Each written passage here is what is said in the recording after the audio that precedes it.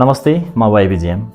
कहिलेकाहीँ हामीलाई आफ्नो जीवनमा लाग्छ र हाम्रो जीवनका अगाडि यति धेरै दुःखका अजङ्ग पहाडहरू आएर उभिने गर्दछन् र हामी कहिलेकाहीँ थकित हुन्छौँ, निराश हुन्छौँ र हामीले गरेका कार्यहरू सफल हुँदैनन् र हामीले विगतमा गरेका कार्यहरूलाई समीक्षा गर्दै हामी बसिरहेका हुन्छौँ। तर हामी त्यो रिग्रेट गर्नुभन्दा जीवनमा हामी जब मुभ अन हुन थाल्छौँ तब हामीलाई सुनौलो अवसरहरूले पर्खिएर बसिरहेका हुन्छन्। साँच्चीकै तपाईँको जीवनमा कुनै पनि लक्ष्य उद्देश्य प्राप्त हुन सकेको छैन भने त्योभन्दा बेटर उद्देश्यले त्योभन्दा बेटर अवसरले तपाईँहरूलाई पर्खिराखेको हुन्छ। यदि हाम्रो कुनै पनि रिलेसन सफल हुन सकेको छैन भने तपाईँको जीवनमा त्योभन्दा राम्रो मान्छे आउन सक्छ। त्यसै गरी हामीलाई थुप्रै अवसरहरू आउँदै पनि हामीले त्यो अवसरलाई हामीले छोप्न सकेनौँ भने तपाईँलाई त्योभन्दा राम्रो अवसरले पर्खिरहेको हुन्छ। आज म तपाईँलाई एउटा सानो कथा सुनाउन चाहन्छु। एउटा गाउँमा किसान बस्दथे।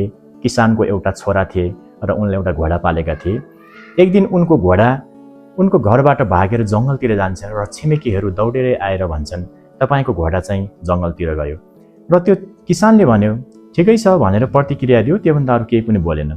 र एक दुई दिन पछाडि त्यो किसानको घोडाले जङ्गली दुईवटा घोडा ल्याएर आउँछ र किसानका घरमा फेरि पनि ती गाउँका छिमेकीहरू आएर भन्न थाल्छन्, तपाईँका घोडाले दुईवटा अन्य घोडा ल्याएको छ, धेरै राम्रो गर्यो। किसानले प्रत्युत्तर दिन्छ, ठिकै छ, जे भयो राम्रै भयो। त्यसपछि केही दिनपछि किसानको छोरा त्यो जङ्गली घोडामा चढ्न पुग्छ र जङ्गली घोडाबाट खसेर उनको खुट्टा भाँचिन्छ। छिमेकी आएर भन्न थाल्छन्, तपाईँको छोराको खुट्टा भाँचियो। पछि त्यो किसानले भन्यो, ठिकै छ, जे भयो राम्रै भयो।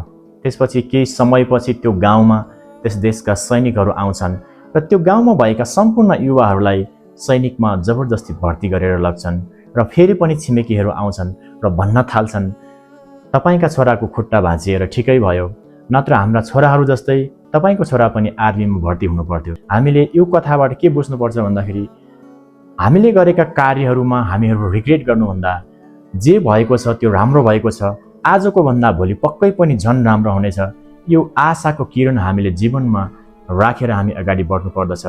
हामीलाई थाहा छ यो अँध्यारो निशालाई चिर्दै सुनौलो बिहानीको किरण हामीसँग पर्ने गर्दछ।